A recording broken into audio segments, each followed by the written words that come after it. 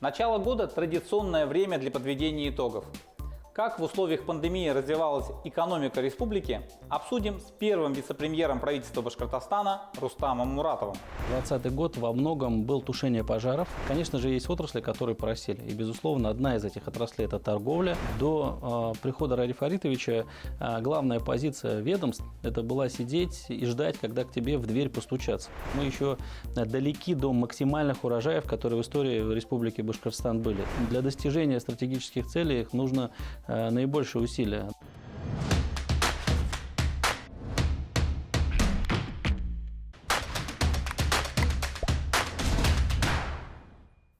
2020 стал испытанием для всех. Для экономики это был глобальный вызов. Справился ли с ним Башкортостан? Узнаем у Рустама Муратова. Интервью с ним мы записали в конце декабря. Здравствуйте, Рустам Хамидович. Рады приветствовать вас в Краун Плазе. Здравствуйте. Расскажите, с какими итогами мы завершили 2020 год? Как экономика прошла пандемию? Год был непростой. Изначальные темпы, которые были в начале года, они, конечно же, столкнулись с реальностью пандемии, с закрытием границ, но все те меры, которые в Республике Башкортостан приняты, они однозначно привели к тем результатам, которые сейчас есть. Мы имеем хорошие результаты по индексу промышленного производства, мы имеем хорошие результаты по объему инвестиций. Они у нас даже не упали, а выросли, да? В целом, если говорить по некоторым показателям, например, по инвестициям, на которых мы сейчас акцентируем внимание, в целом в Российской Федерации падение до 96%, в Республике Башкортостан, несмотря на высокую базу 2019 года, мы заканчиваем год примерно плюс-минус 104%.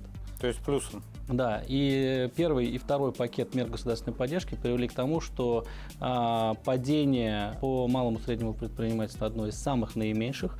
Последние два месяца мы уже имеем положительную динамику, поэтому однозначно заканчиваем год по 90% показателям в тех темпах, которые мы и прогнозировали год назад. Как-то удается. Вот я был недавно в нашем ночном клубе «Бывшие огни Уфы». Там они говорят, что 20% выручки у них примерно.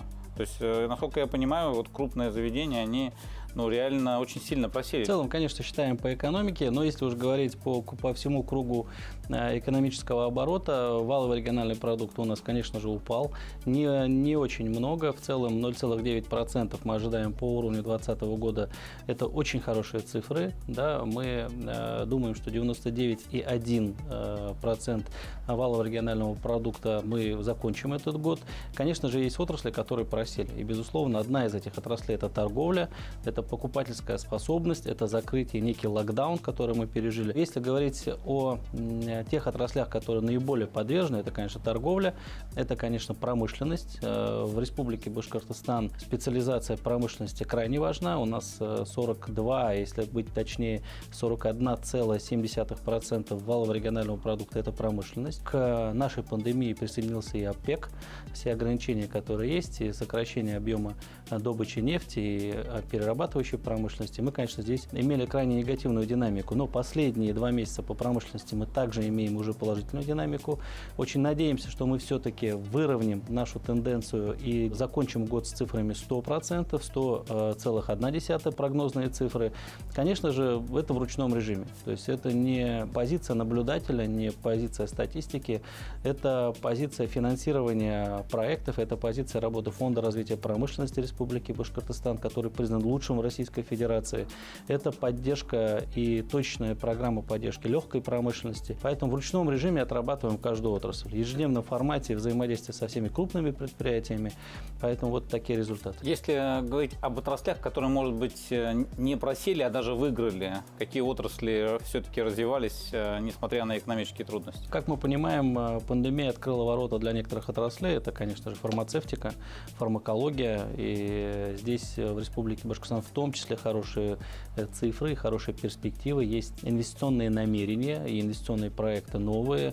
В частности, компания Pfizer на одном из наших предприятий предполагает реализацию инвестиционного проекта. Конечно же, это IT-отрасль и те меры по поддержке, по мотивации онлайн-доставки, интернет-торговли, они, конечно же, тоже дают свои результаты. Очень хорошие результаты показало сельское хозяйство. Безусловно, понимание плане некой необходимости импортозамещения, производства собственных товаров в сельском хозяйстве тоже дали свои результаты. У нас один из самых хороших урожаев, да, по-моему, в этом году? Да, в этом году один из самых хороших урожаев, но последняя аналитика показывает, что мы еще далеки до максимальных урожаев, которые в истории в Республике Башкортостан были. И в этом плане очень много, опять-таки, делается. Мы поставили рекордные результаты по приобретению техники по линии Росагролизинга. Это первое место в Российской Федерации. Все те меры поддержки по субсидированию приобретения техники, по льготному кредитованию в сельском хозяйстве, безусловно, тоже дают свои результаты. Одним из важных событий года стала Международная неделя бизнеса. Какие итоги этого события, этого форума? Несмотря на некий запрет на проведение публичных мероприятий, руководство Республики Башкортостан пошло на проведение Международной недели бизнеса. Мероприятие прошло по всем стандартам и требованиям антиковидным, антивирусным, которые были. В целом на мероприятии приняли участие за все дни, это 4 дня проведения мероприятия, более 1000 человек, более 300 спикеров. Если говорить о общем охвате, это более 12 миллионов человек посмотрели Международную неделю бизнеса. Это онлайн, если считать? Да, это онлайн на нашем сайте, плюс, собственно, по всем ресурсам наших партнеров. Но, как вы понимаете, Международная неделя бизнеса – это не панацея, это не сама цель. Каждый день был тематическим, каждый день имел свое техническое задание на тот результат, который мы хотели получить. Конечно же, с одной стороны, мы хотели бы подбить некие результаты этого непростого года, соответственно, встретить наших партнеров, наметить цели на будущее. И в этом плане мы провели крайне детальные переговоры и с Центром стратегических разработок, с Агентством стратегических инициатив, научно-исследовательским финансовым институтом при Министерстве финансов России, наметили свои задачи, планы, встретились с партнерами международными, это и подписание соглашения с Пакистаном, с Катаром, провели переговоры с Казахстаном, с Ассоциацией европейского бизнеса. И в этом плане, конечно же, крайне важно, что мы провели некую проблемную диагностику с инвесторами, с бизнесом, услышали чаяния инвесторов, которые, к счастью, было не так много. Поэтому результаты нас точно устраивают. На данный момент результаты хорошие. Поэтому мы подвели итоги, мы наметили планы. Соответственно, те договоренности, например, о том, что мы продолжаем работу над созданием Евразийского экономического центра в Республике Башкортостан. Мы провели консультации со всеми министрами экономического развития соседних регионов, которые мы планируем будут интегрированы в этот проект. Однозначно мы поставили себе задачу создания новые формации, новые правовые режимы в Республике Башкортостан. Это такие некие прорывные сейчас тренды в Российской Федерации. В целом та задача на то, чтобы мы были флагманом экономического развития, чтобы к 2024 году задача создания уникального региона, самого комфортного региона для жизни, для бизнеса, она пока реализуется в плановом режиме. У нас турецкое представительство ведь в таком тестовом режиме начало работать. Трудно назвать, что это стартовый режим. В еженедельном формате мы уже отрабатываем. Да, у нас есть представитель Республики Башкортостан в Турции. Главный KPI – это, конечно, инвестиционные проекты. Мы обновили и актуализировали все проекты башкирско-турецкие. Это и в части культуры, это в части образования. Но самое главное – это экономика. Вот инвестиции можно ждать нам от турецких партнеров? Конечно. Тем более у нас в Республике Башкортостан уже есть прецеденты активной реализации турецких проектов. Это и компания «Русджамп», и другие проекты. Поэтому, несмотря на то, что, к сожалению, реальность ковидная не позволила официальной делегации выехать на открытие, представительство работает. Мы планируем буквально в январе, возможно, в начале февраля, это представительство посетит глава Республики Башкортостан Радиф Арич Хабиров и, соответственно, еще раз обновить все те договоренности, которые в том числе на Международной неделе бизнеса были. Вообще, честно сказать, международная повестка является такой сегодня одной из актуальных направлений. В частности, мы провели, как я уже сказал, на Международной неделе бизнеса переговоры с казахстанскими партнерами.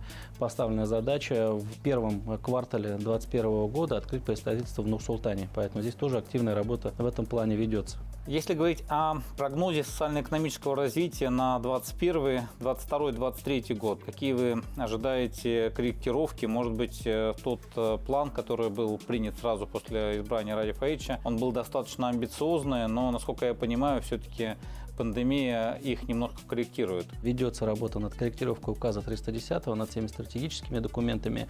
Оно не идет к уменьшению тех показателей, которые есть. И если мы говорим о валовом региональном продукте, то поставлена задача увеличения с 2 триллионов до 2,5 триллионов. Это последние изменения, которые сейчас будут сделаны. Это к 2024 году. К 2024 году. Если мы говорим об объеме инвестиций, то этот показатель тоже увеличен до 650 миллиардов в год. В указе 310 этот показатель был меньше. Да, в целом, в настоящий момент отработаны каждый показатель по всем республиканским органам исполнительной власти. Несмотря на, возможно, где-то даже желание некоторых ведомств уменьшить свои показатели, руководство на это никак не пошло. Мы заканчиваем эту работу до конца года. Все цифры сегодня стратегические, которые были к 2024 году, они все остались в данном указе. Главное, чтобы они были просчитаны. А, конечно, они просчитаны. Безусловно, если смотреть сегодняшними глазами, аргументами на те цифры, которые мы планируем, можно себе представлять разную картину. Да? Если мы представим среднюю статистику даже в Приволжскому федеральному округу, к сожалению, она неутешительна.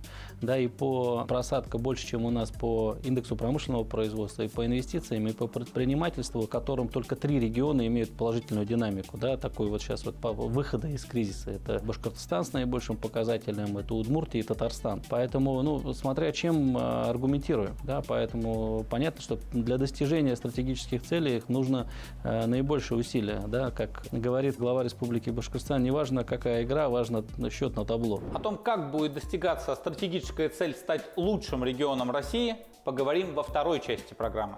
Знаем собственные ошибки, знаем собственные трудности. До прихода Ради Фаритовича главная позиция ведомств – это была сидеть и ждать, когда к тебе в дверь постучатся. К 2024 году задача, которую поставило руководство, войти в тройку лидеров. Тут надо постараться. Вы смотрите программу «По сути дела», и мы продолжаем интервью с первым вице-премьером правительства республики Рустамом Муратовым. В 2020 году Башкортостан впервые вошел в десятку, в топ-10 в инвестиционном рейтинге. Как вы считаете, за счет чего удалось нам войти в десятку и каковы здесь дальнейшие перспективы? Сможем ли мы удержаться в десятке или даже вырасти? Работа над стандартами, рейтингом агентства стратегических инициатив в Республике Башкортостан, она идет довольно давно, с 2010 года. Республика Башкортостан на старте этого пути была пилотным регионом. К сожалению, 10 лет движения по этому пути показывают, что неважно, какой результат сегодня, крайне важна стабильность в этом направлении, поступательная стабильность. И это обозначено в Республике Башкортостан главной целью, поэтому 9-я позиция, которую мы достигли, это результат системной работы с каждым республиканским органом исполнительной власти. Деятельность ведется по всем фронтам. Это и проектный офис под руководством Александра Геннадьевича Сидякина, это и Центр привлечения инвестиций, и совместные межведомственные комиссии по линии Министерства экономического развития. Поэтому здесь руководством республики в том числе принято решение о создании некой группы стратегического аудита, которая аудирует деятельность каждого республиканского органа исполнительной власти по достижению этого национального рейтинга, который есть. Поэтому задача на 2021 год – это 5-е место, несмотря на, опять-таки, на эту экономическую реальность, задача довольно амбициозная. И к 2024 году задача, которую поставило руководство, войти в тройку лидеров. Да, как мы понимаем, амбициозная задача. Сегодня в 5-ке лидеров те регионы, которые тоже, наверное, вряд ли хотят из этой 5-ки уйти. Первая тройка? Это Татарстан, понятно, что Москва, Ульяновск, да, и другие сильнейшие регионы, Тульская область, поэтому тут надо постараться. А для чего Министерство экономического развития вступило во Всемирную ассоциацию инвестиционных агентств? Что нам это дает? Возвращаемся опять-таки к вопросу международной интеграции. Да? Это опять-таки комплексная работа и на уровне наших представительств, которые мы отрабатываем, и на уровне сотрудничества со всеми международными организациями. Вообще WIPO – это одна из авторитетных организаций сегодня в мире. И, конечно, главная задача сегодня – иметь дополнительный инструмент, который позволит нам заявить о себе, заявить об экономическом потенциале Республики Башкортостан, позволит провести качественные роуд-шоу и презентации на уровне топовых компаний мира, которые имеют тоже все свои инвестиционные планы. Поэтому членство в ВАЙПа для нас важно, но это не единственная компания, с которой мы планируем, опять-таки, работу в этом направлении. Как я уже сказал, это вот Ассоциация европейского бизнеса.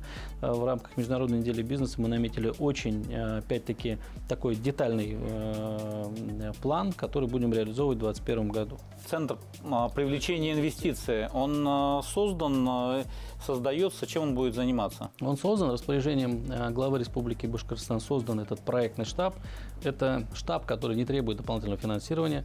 Туда входят все руководители республиканских органов исполнительной власти. Формат работы еженедельный. Главная задача – это единая дорожная карта по привлечению инвестиций. Главная задача – это системная работа, республиканская работа по привлечению инвестиций. К сожалению, мы можем констатировать, что до прихода Ради Фаритовича главная позиция ведомств – это была сидеть и ждать, когда к тебе в дверь постучатся. Зачастую даже не открывая дверь. Да? Но пришел инвестор, он должен очень сильно постараться, чтобы выйти на внимание, тем более руководства Республики Башкортостан. В 2018 году начата практика проведения инвестиционных часов. Это еженедельный формат, и в этом плане не было недели, когда этот инвестчас не проводился. Здесь положительная динамика по рассмотрению инвестиционных часов, по мониторингу их реализации. И в этом плане Центр привлечения инвестиций, мы на инвестчас выводим и рассматриваем вопросы по прохождению инвестиционных проектов. А вот чтобы этот проект пришел в Республику Башкортостан, чтобы уговорить каждого инвестора, провести встречи, создан Центр привлечения инвестиций. И каждому министерству, ведомству доведен свой критерий эффективности. Количественный, качественный. И в этом плане мы предполагаем, что 2021 год мы начнем в ежемесячном докладе Ради Фаритовичу, как республиканские органы исполнительной власти исполняют. Пропланируем в январе месяце открытие представительства Центра привлечения инвестиций в городе Москва. Провели уже все необходимые переговоры, подбираем кандидатуру, которая возглавит этот центр, пока в минимальном составе, но для того, чтобы у нас еще были один вход, одна точка входа в столице России. Центр управления регионом. Он включает в себя и блок экономической аналитики.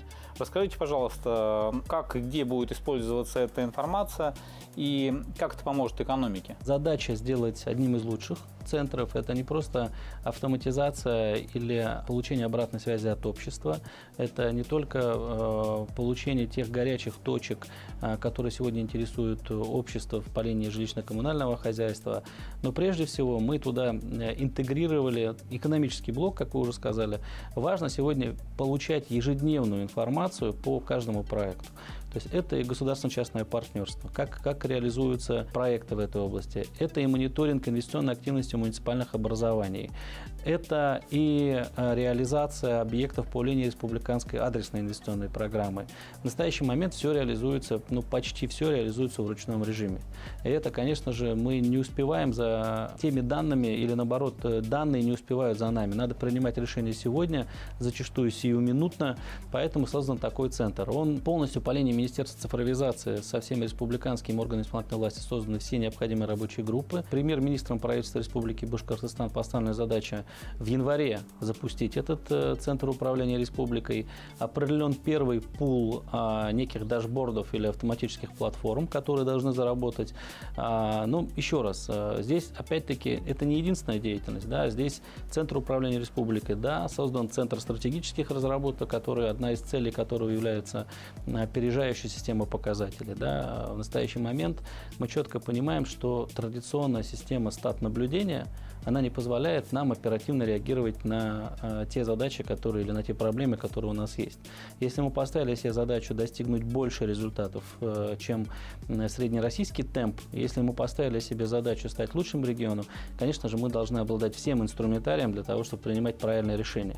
Да, поэтому аналитика здесь на первом месте, и, соответственно, Центр управления республикой позволит, конечно, в ежедневном формате принимать эти решения. Насколько я понимаю, вы во многом курируете деятельность бизнес-шерифов. Насколько он оправдал себя? Есть ли какие-то положительные примеры, где мы можем сказать, что бизнес-шерифы в таких-то муниципалитетах действительно позволяют достичь какой-то экономический результат? Институт бизнес-шерифов пока еще слишком молод, чтобы мы... Около года, да? Да, больше года, но в любом случае это еще не тот срок для того, чтобы ставить некие такие итоговые результаты по деятельности этого института. В целом, эта практика признана одной из лучших практик в Российской Федерации. Это было отмечено и и агентством стратегических инициатив, и другими экспертами. Деятельность ведется по линии Государственного комитета по предпринимательству, и в этом плане, конечно же, институт положительный. Да, то есть определение отдельного человека муниципальных образований, который должен только заниматься бизнесом, это, конечно же, важная задача, такая важная новация для всего, для бизнеса, для нас. Но следует отметить, что в этом плане еще очень много работать. Да, это опять-таки образование и ручной режим контактирования с этими бизнес-шерифами. Пока воздержусь от результатов по этому институту. В настоящий момент по линии Министерства экономического развития сделан апгрейд муниципального стандарта по привлечению инвестиций, по защите бизнеса, по развитию предпринимательства. Этот стандарт прошел или получил заключение и Института аппарата уполномоченного по защите прав российского, и наших институтов социально-экономического развития, Академии наук. Весь этот стандарт подкреплен всеми методическими рекомендациями для того, чтобы не было проблем муниципалитетов реализовать ту или иную инициативу. Поэтому мы считаем, что это будет большим подспорьем в деятельности бизнес-шерифов, потому что с этого года мы в ручном режиме начали выводить интегральный рейтинг инвестиционной активности муниципальных образований. В ручном режиме уже 3 таких рейтинга сделали для главы Республики Башкортостан, показали эту практику. Она будет автоматизирована в следующем году, но понятно, что главным действующим лицом, кроме главы муниципального образования, там будет бизнес-шериф, да, который должен нести прямую ответственность. Такой личный вопрос. Вы долгое время были в бизнес-среде, в образовательной среде, но вот уже почти 1,5 года являетесь чиновником. Как вам в шкуре первого вице-премьера правительства республики? Работы стало больше. Я всегда считал, что я трудоголик. Я всегда работал где-то без выходных, уделял работе очень большое количество времени, но придя на работу в госуправление, понял, что до этого я не работал. Да? То есть здесь работы очень много и очень расплывчатый результат, к которому мы идем. Да? Потому что зачастую, это все знают, что самой главной проблемой сотрудника госуправления является процесс. Мы работаем ради процесса. Да? Многие работают ради процесса, ставя галочку и считая, что это результат. Да? Но, как мы с вами сказали, что результатом являются совсем другие вещи. Если в бизнесе все понимают, или в корпоративном управлении все понимают к тому результату, к чему идем, и все остальное не важно. Это прибыль. Да, это прибыль, это реализация проектов. Да, то здесь отсутствует некая целостная структура, в которой мы все участвуем в достижении результата. Да. К сожалению, у чиновника слишком много задач, разноуровневых задач, в которых он, выполняя свою задачу, не несет ответственность за получение итогового результата. Но эта деятельность настраивается пока в ручном режиме, настраивается главой Республики Башкортостан, премьер-министром правительства Республики Башкортостан. Те цифры, которые сегодня есть, они доказывают даже эффективность этого ручного управления. Сегодня мы поэтапно переходим к автоматизации, но знаем, с чем работаем, знаем собственные ошибки, знаем собственные трудности, поэтому уверен, что конструктивная, детальная, пошаговая работа в этом направлении позволит нам достичь тех стратегических задач, которые есть. У вас есть хобби? И какое? Хобби, на которое не хватает времени. Вообще, я довольно разносторонний человек. Это и шахматы, это и природа, это и спорт. Да, к сожалению, хобби сегодня на втором плане, поэтому много любимых направлений. Когда времени на хобби крайне мало, этих направлений становится все больше и больше. Я знаю, что вы встали на коньки в этом году. Встал на коньки, это тоже такая... С клюшкой. Дань командной работе, да, играем. Как восстанавливаете свои силы? Работой. Больше другого инструмента пока нет. Любимое место в Башкортостане? Я очень люблю Салаватский район, я родом оттуда. Времени на этот район тоже не хватает. За этот год я был там 2 раза всего. Но так как уже 2 года, как вернулся опять в Республику Башкортостан, открываю для себя новые места. Это и Павловское водохранилище, это и, конечно же, Зауралье, да, которое, я всегда рассказываю своим друзьям, что я не могу уехать по дороге в Зауралье, не остановившись. То есть я должен обязательно остановиться, выйти, взглянуть на природу, потому что потом себе это не простишь. Те эмоции, которые ощущаешь. И последнее. Какую цель поставили лично для себя на 2021 год? 2021 год реализовать все намеченное, потому что, к сожалению, 2020 год во многом был тушение пожаров. для реализации амбициозных задач в экономическом плане, прорывных задач. Времени не хватало. Такие задачи, как создание Евразийского экономического центра, как создание новых институтов развития, проектных институтов развития совместно с международными организациями. В общем, есть амбициозные задачи. Надеюсь, реальность позволит их достичь. Успехов! Спасибо. Успехов в 2021 году желаю и вам. Надеюсь, что в этом году мы наконец-то победим коронавирус. Здоровья всем! Берегите себя и своих близких. С Новым годом!